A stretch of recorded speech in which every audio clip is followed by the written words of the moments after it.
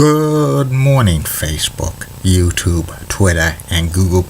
This is Rich again, back for your first video blog of the day for Saturday, June 11th, 2016, around 7:03 in the morning, Billerica, Massachusetts. Going to be a sunny day out, highs in the mid-70s. Woke up a little bit chilly right now.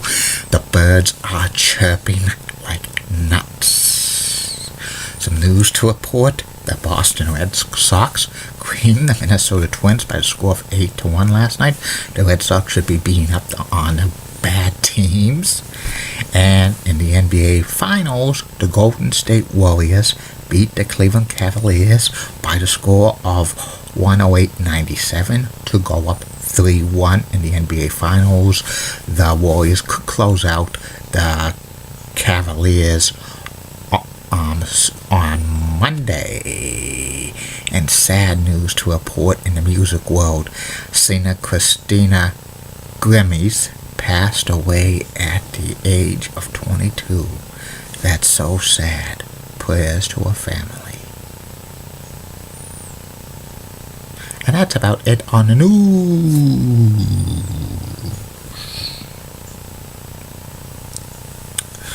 My first video blog subject of the day is about Paul Jones's Army. Paul Jones Army was a wrestling stable in Mid-Atlantic Championship Wrestling / Jim Crockett Promotion / the NWA. It was around for about 6.5 years. Paul Jones was a wrestler who basically wrestled for Mid-Atlantic Championship Wrestling for so many years. He was both face and heel, winning many titles. And in about 1983, Paul Jones retired from active competition, but he was good on the mic. He delivered decent interviews, so they made him a manager. And his first clients were the Assassins, the original Assassin, Jody Hamilton, who was Assassin number 1, and Assassin number 2 was Hercules Hernandez under a mask, and Paul Jones would come out wearing a tuxedo, and the Assassins were like a mid-card tag team in Mid-Atlantic Championship Wrestling for about a year or so, and they had some success. And the Assassins one time attacked the Boogie Woogie Man, Jimmy Valiant, and Paul Jones cut part of Boogie Woogie, Jimmy Valiant's beard off. And it started a long-running feud between Paul Jones and the Boogie Woogie Man, Jimmy Valiant. It lasted 2.5 years. And one time at the Meadowlands in East Rutherford, New Jersey, the Boogie Woogie Man, Jimmy Valiant, with Dusty Rhodes in his corner, faced off against Assassin number 2 with Paul Jones in his corner. And Jimmy Valiant beats Assassin number 2 and unmask him for Hercules Hernandez. He's gone from the territory, and Paul Jones brings in reinforcements for his army. At one time, he had Tully Blanchard, but that was short-lived. Jake the Snake Roberts, but that was short-lived. And then eventually Assassin number 1 fires Paul Jones, and Paul Jones brings the Zimbabwe Express to feud with Assassin number 1 and Buzz Tyler. But Paul Jones's feud with Jimmy Valiant still goes strong.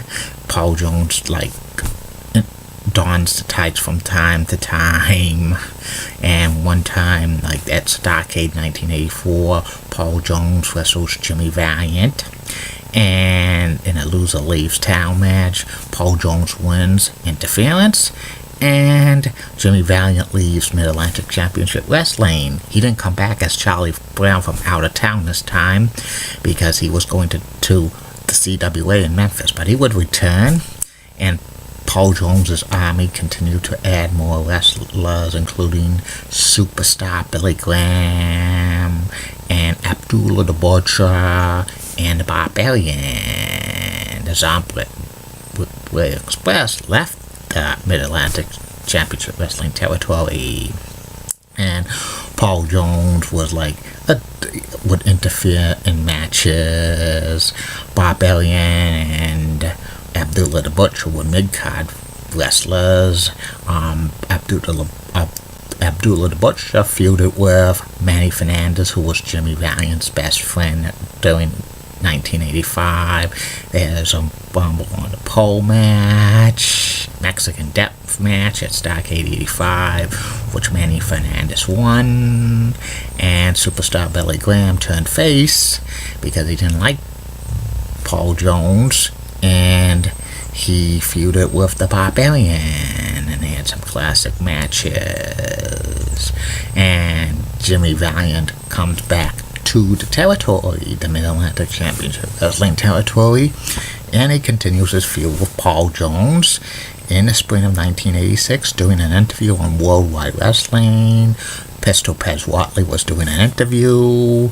Then Jimmy Valiant comes in and says to Pez that this is the best black athlete in wrestling. Pez Whatley takes offense to that. He attacks Jimmy Valiant and cuts off his hair, and soon Pez Whatley is Shaska Whatley, and he joins Paul Jones' army. Also, Paul Jones adds Baron Von Raschke and Chico Khan to the fold, and they continue their feud with Jimmy Valiant for months and months. And around this time, in December 1986, Paul Jones ditches his tuxedos, and he is in full military gear, like wearing a militia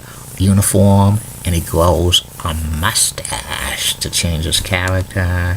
And his feud with Jimmy Valiant continues to grow. They have matches at the Great American Bash, including one where Jimmy Valiant beat Shaska Whatley in a hair versus hair match. But later on, Paul Jones wrestled the Boogie Woogie Man Jimmy Valiant in a hair-to-hair match, and Paul Jones wins. And also, Paul Jones added Ravishing Rick Rude to his stable when he came to Mid-Atlantic Championship Wrestling in the fall of 1986. And Paul Jones was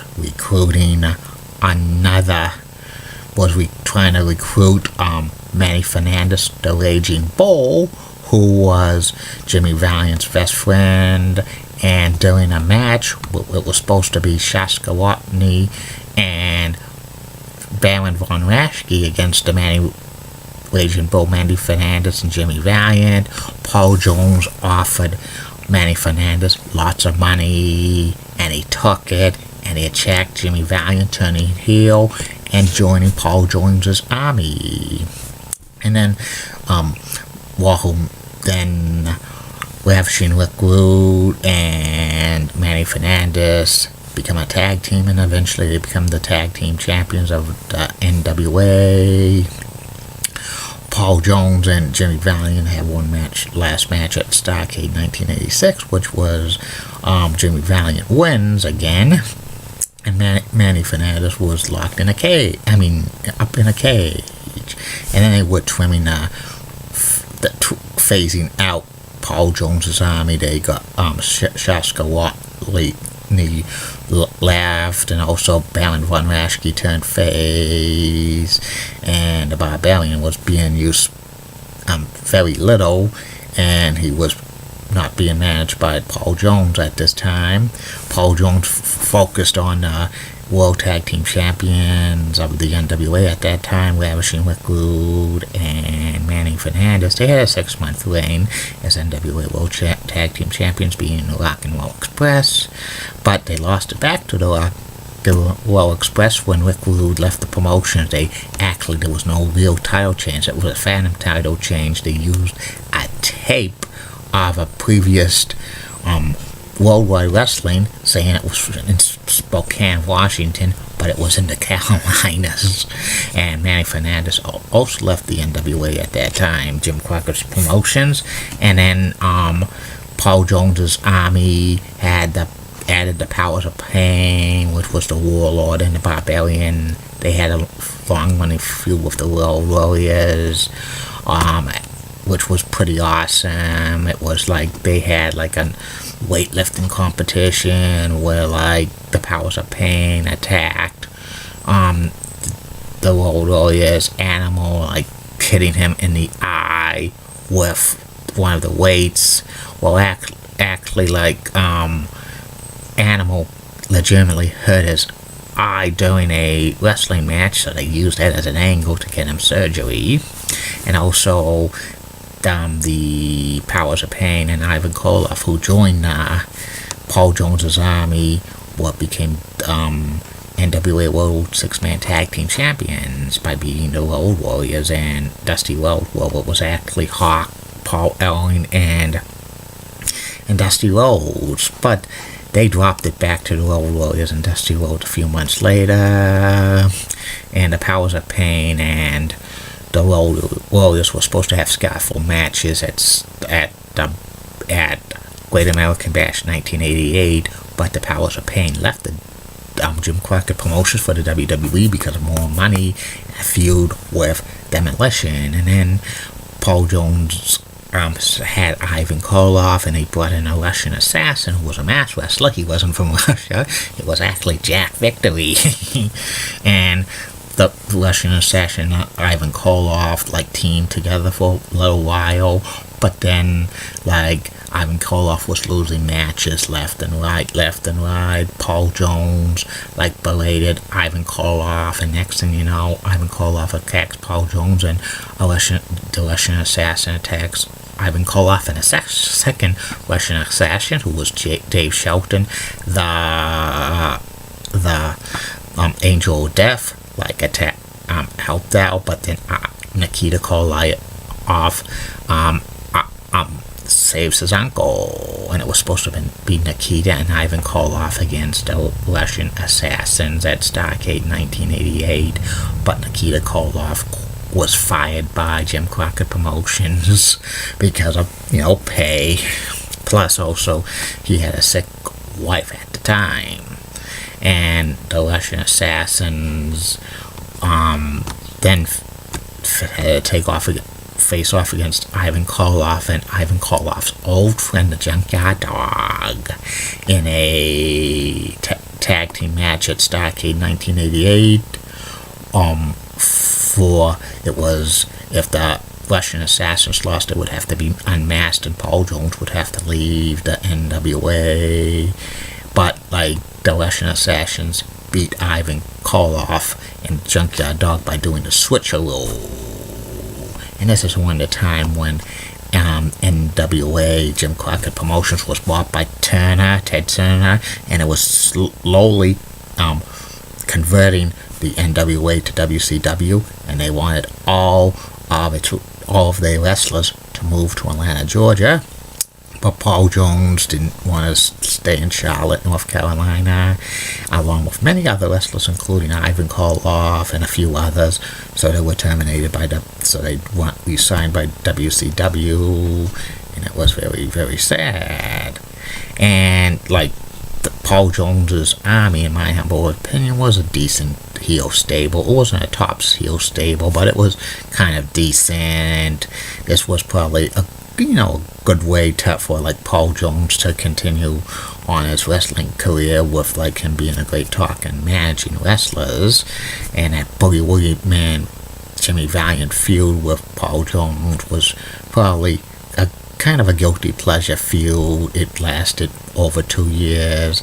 It seemed like an Austin McMahon feud, which lasted many years in the WWE. It was a prelude to that being a very long feud. And that's about it on Paul Jones's Army. And that's about it on this video blog.